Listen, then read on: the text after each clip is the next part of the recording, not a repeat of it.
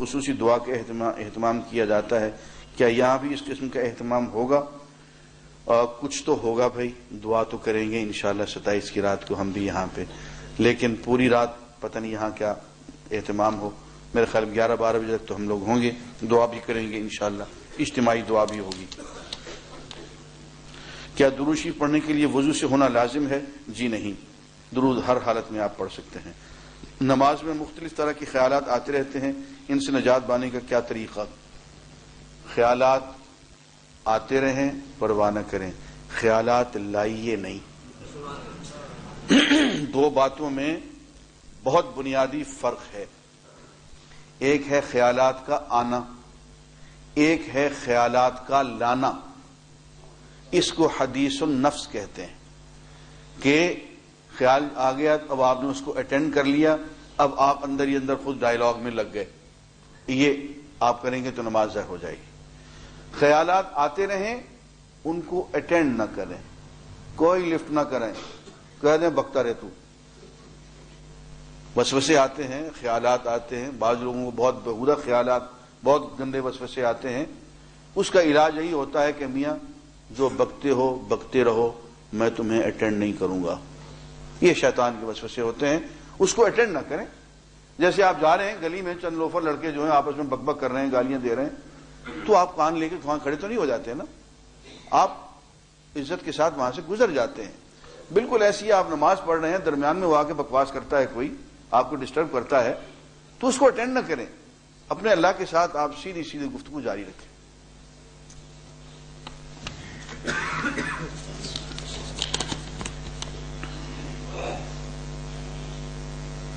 صاحب امتحان میں پاس ہونے کی دعا کرتے ہیں، پہلے یہ میں دعا کروں گا کہ اللہ تعالیٰ آپ کو محنت کرنے کی توفیق دے۔ ابھی کہتے ہیں کہ رب نو منانا سوکھا ہے جی، بڑا ہی سوکھا ہے جی، لیکن اپنے آپ کو منانا بڑا مشکل ہے۔ پہلے اپنا آپ کو منانا پڑتا ہے کہ تیار ہو جائیں اس کو منانے کے لیے۔ تو اپنے آپ کو منانا مشکل ہے، اور پروردگار کو منانا تو بہت آسان ہے، وہ تو ماننے کے لیے پہلے سے ہی تیار بیٹھا ہوا ہے۔ فرماتے ہیں کہ ایک گناہگار بندے کی توبہ سے اللہ تعالیٰ اس سے بھی زیادہ خوش ہوتے ہیں کہ ایک آدمی جو جنگل میں جا رہا تھا سفر کرتا ہوا، اس کا اونٹ تھا، اونٹ پہ سارا سامان تھا، وہ اس کو ذرا سی نیند آ گئی تو اونٹ غائب ہو گیا، سامان بھی کھانے پینے کا سب نکل گیا۔ اب وہ ڈھونڈتا ہے اونٹ کو، دور دور تک پانی نہیں، کھانے کی کوئی چیز نہیں، اونٹ کو ڈھونڈ ڈھونڈ کے تھک، لیکن اونٹ اس کو کہیں بھی نہیں ملتا، تو بیچارہ وہ پریشان ہو جاتا ہے، اور وہ سمجھتا ہے کہ اب میں کہیں آبادی میں نہیں پہنچ سکتا، اور سوائے موت کے اور کوئی چارہ نہیں ہے۔ تو بہت مایوس ہو کے بیچارہ وہ لیٹ جاتا ہے، اور موت میں سوائے مرنے کے اور کوئی چارہ نہیں ہے، کھانے کو پینے کو جانے کو کوئی سواری نہیں، تو مایوس ہو کے وہ لیٹتا ہے، تو اس کی آنکھ لگ جاتی ہے، جب جاگتا ہے تو سامنے اس کا اونٹ کھڑا ہوا ہوتا ہے، اور وہ دیکھ کے اتنا خوشی سے پاگل ہوتا ہے کہ حدیث کے الفاظ ہیں کہ وہ یوں کہتا ہے کہ واہ رے میرے اللہ، تو میرا بندہ اور میں تیرا رب۔ خوشی میں اس قدر آپے سے باہر ہوتا ہے کہ وہ یوں کہتا ہے واہ رے میرے اللہ، تو میرا بندہ اور میں تیرا رب۔ حضور فرماتے ہیں اور اللہ تعالیٰ فرماتے ہیں، حدیث قدسی ہے کہ جتنی خوشی اس بندے کو اپنے بچھڑے ہوئے اس اونٹ سے ملنے سے ہوئی، اس سے زیادہ خوشی مجھے اس وقت ہوتی ہے جب میرا بچھڑا ہوا گناہگار بندہ مجھ سے ملنے کی کوشش کرتا ہے اور توبہ کرتا ہے۔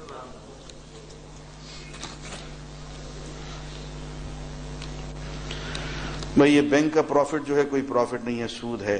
پرائز بانڈ کا معاملہ مشکوک ہے، کچھ علماء نے جائز قرار دیا، کچھ نے ناجائز۔ میری نظر میں یہ جائز ہے، میں اس کو ناجائز نہیں کہتا ہوں۔ انسان کے ایمان کی کیفیت ایک سی نہیں رہتی، یہ بڑھتی اور کم ہوتی رہتی ہے، اس کی کیا وجہ ہے؟ جتنا قرآن مجید پڑھیں گے ایمان بڑھتا چلا جائے گا، قرآن مجید سے جتنی روگردانی کریں گے ایمان گھٹتا چلا جائے گا۔ اذا تولیت علیہم آیاتہ زادتہم ایمانا، جب قرآن مجید کی آیات ان کے سامنے تلاوت کی جاتی ہیں تو وہ ان کا ایمان بڑھاتی چلی جاتی ہیں. لیکن سمجھ کے پڑھنا چاہیے. ڈاکٹر صاحب ٹھیک کہہ رہے ہیں. اس وقت جہاد کشمیر یا دوسرے ممالک میں جہاں جہاں جہاد ہو رہا ہے فرض کفایہ ہے یا فرض عین؟ مہربانی فرما کر جہاد کے بارے میں کچھ فرما دیں. بھائی بات یہ ہے کہ علماء نے اس کو فرض عین قرار دیا ہے. سعودی عرب کے تمام علماء نے، مصر کے تمام علماء نے اس کو فرض عین قرار دیا ہے.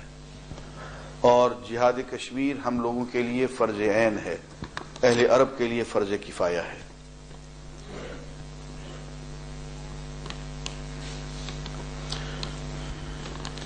میں نے ایک پمفلٹ میں پڑھا ہے کہ ہم جو کچھ بھی مانگیں وہ صرف اللہ تعالیٰ سے مانگیں اور پیارے حبیب کے صدقے اسے وسیلہ نہیں بنا سکتے. اور یار بنا لیا کرو،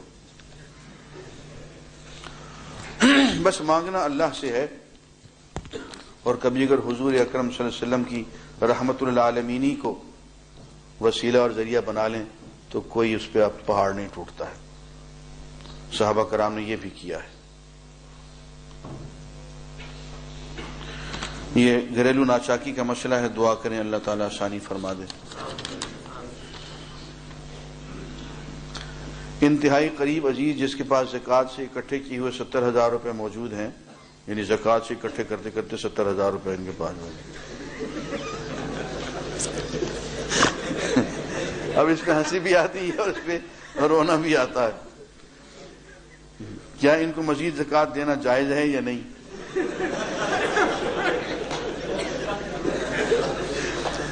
بھائی اس کا جواب تو لوگوں کا قہقہا ہے، اب میں کیا کہہ سکتا ہوں.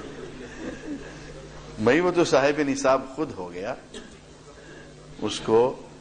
اسی لیے عام طور پر میں دیکھتا ہوں کہ یہ جو بھکاری ہوتے ہیں نا، کئی مرتبہ ہم نے ان کو بائی ایئر سفر کرتے ہوئے دیکھا ہے.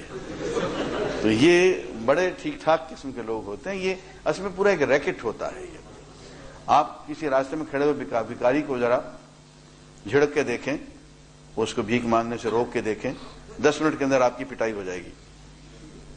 اس لیے کہ وہ باقاعدہ ایک پورا نظام چل رہا ہے. وہ ایک علاقے تقسیم کیے ہوئے ہیں، پورا ان کے باڈی گارڈز موجود ہوتے ہیں، پورا ان کے ٹھیکیدار موجود ہیں، ایک پورا سسٹم ہے یہ. اس لیے ایسے لوگوں کو زکوٰۃ دینا، خیرات دینا شرعاً حرام ہے.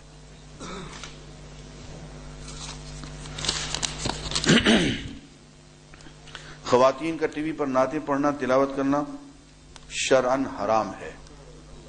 قرآن مجید کا درس دینا، قرآن مجید کی تلاوت کرنا خواتین کا بے پرد ہو کے شرعاً حرام ہے. میری سمجھ میں نہیں آتا کہ وہی کلام اور وہی حضور کی سیرت بیان کرتی ہیں اور انہی کے احکام کو فلاؤٹ کرتی ہیں. لوگوں کو اتنی سیلف کنٹراڈکشن کا کیوں نہیں پتہ چلتا؟ یہ غلط بات ہے، بالکل بے حیائی کی بات ہے جس پہ کہ ہمارا ٹی وی آج کل لگا ہوا ہے. بالکل جائز نہیں ہے خواتین کا اس طرح سے پبلکلی آ کے بے پرد ہو کے نعتیں سنانا، قرآن سنانا، تفسیر سنانا بالکل جائز نہیں. پردے میں آ سکتی.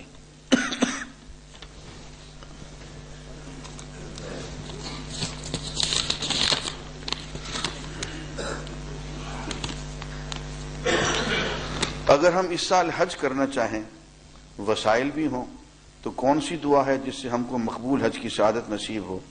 پلیز وہ دعا بتا دیں، کیونکہ 2 سال ہو گئے ہیں مگر دعا کے باوجود حج پہ نہیں جا سکے. آپ اگر میرے سامنے ہوتے تو میں ابھی آپ کی دعا قبول کر دیتا اور اس کا طریقہ بھی آپ کو بتا دیتا ہوں. مولانا اشرفی تھانوی رحمۃ اللہ علیہ کے ہاں کسی شخص نے یہی سوال کیا جو آپ نے ابھی کیا ہے. آپ اگر میرے سامنے آ جائیں تو ابھی آپ کی دعا قبول ہو جائے گی. انہوں نے آپ دعا کریں کہ اللہ تعالیٰ حج کی سعادت نصیب فرمائے. بہت عرصے سے دعا کر رہے ہیں.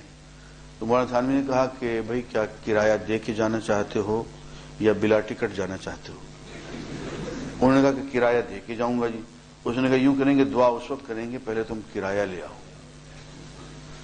وہ کرایہ لے آئے تو مولانا تھانوی صاحب نے ایک آدمی کو فوراً بھیجا کہ جاؤ ان کا ٹکٹ خرید لو. ٹکٹ آ گیا. آپ نے کہا اب دعا مانگتے ہیں. اب دعا مانگتے ہیں، دیکھتے ہیں قبول ہوتی ہے کہ نہیں ہوتی. میاں ذرا جیب پہلے ہلکی کرو، کرایہ لگاؤ اور پھر ارادہ باندھو. اللہ تعالیٰ دعا قبول فرمائیں گے. لیکن اصل بات یہ بھی ہے کہ جب تک کہ نو آبجیکشن سرٹیفکیٹ نہ ملے، NOC جب تک نہ ملے، اس دھرتی پہ قدم رکھنا آسان نہیں ہوتا. میں ایسے لوگوں کو بھی جانتا ہوں جو 17 سال مکہ میں رہے اور حج نہیں کر سکے. مکہ میں پیدا ہوئے، مکہ میں رہے اور حج نہیں کر سکے. میں بہت سے، میرے پاس ایک آدمی آیا، 45 برس اس کی عمر تھی، عالم دین تھا، سفید اس کی داڑھی تھی. تو میرے گھر آیا، کہنے لگے ہاں وہ فلاں کام سے آیا ہوں، اور باتوں باتوں میں اس نے کہا کہ میں مدینہ پہلی مرتبہ آ رہا ہوں. ریاض سے مدینہ 1.5 گھنٹے کی، 1.25 گھنٹے کی فلائٹ، 45 برس اس کی عمر، اور وہ کہتا ہے میں پہلی مرتبہ مدینہ میں آ رہا ہوں. میں نے کہا تمہیں کبھی خیال نہ آیا اس بات کا کہ اس جگہ کو دیکھ لیں جہاں پہ حضور اکرم صلی اللہ علیہ وسلم نے اپنا خون بہایا ہے، جہاں آپ کے دانت ٹوٹے ہیں، جہاں آپ کے صحابہ شہید ہوئے ہیں؟ کبھی تمہیں خیال نہ آیا اس بات کا؟ یار تمہارا کیسا ایمان ہے اور کیسے عالم ہو تم. لیکن ہے یہ NOC کی بات ہے بھائی، سچی بات یہ ہے. جس کا وہ راستہ، اور میں اب نام نہیں لوں گا، میں ایک پیر سائیں کو جانتا ہوں جو احرام باندھ کے اپنے مریدوں کے جھرمٹ میں جب بیت اللہ داخل ہونے لگے تو وہیں ٹھہر گئے، کہنے لگے واپس لے جاؤ، واپس لے جاؤ. حج کے زمانے میں احرام باندھا ہوا، اور ان کے مریدوں نے ان کی منتیں کی کہ حضرت رک جائیں، حج میں 4-5 دن باقی. کہنے لگے نہیں، مجھ سے برداشت ہی نہیں ہو رہا، اور واپس آ گئے حج سے پہلے پہلے. یہ بھی ہوتا ہے.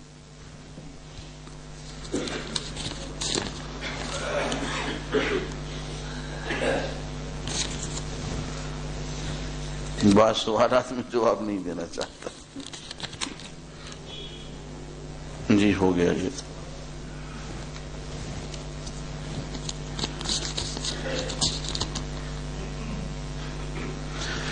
کیا اللہ تعالیٰ کی طرف سے عورتوں کو اسکول ٹیچنگ کرنے کی اجازت ہے اگرچہ وہ ویل آف ہوں اور پھر بھی جاب کرنا چاہیں تاکہ گھر بیٹھے ذہن کو زنگ نہ لگے اور کانفیڈنس ان میں بہتر؟